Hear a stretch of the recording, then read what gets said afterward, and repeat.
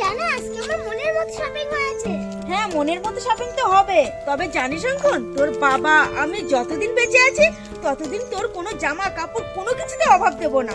মা আমার আবার কিসের অভাব? আমার তো প্রত্যেক বছর 10-12টা করে জামা প্যান্ট হয়। হ্যাঁ, এখন পরিস্থিতি ভালো আছে তাই তোমাকে 5-6টা ড্রেস দিতে পারছি। ভগবান না করুক অন্যদের মতো আমাদের কপালে যেন অভাবটা না এনে। ঠিক আছে, অনেক হয়েছে, এবার চলো। মা আমাদের জীবনে আর কখনো অভাব আসবেই না। হ্যাঁ ঠিক আছে, চলো। আমাকে কিছু খেতে দাও না, সকাল থেকে কিচ্ছু খাইনি। মা তাহলে কি অভাব একেই বলে?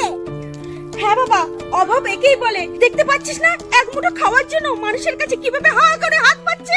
আরে এখন তো স্বার্থের দুনিয়া, যখন যে সাহায্য করছে তখনও খেতে পাচ্ছে, আর যখন কেউ সাহায্য না করছে তখন না খেয়ে থাকছে। মা তাহলে তো এবার পূজা আমার ছোট ড্রেস হয়েছে, এর থেকে দুটো ড্রেস আমি ওই ভাইটাকে দিয়ে দেবো। হ্যাঁ অবশ্য, ওটা আমাকে দাও।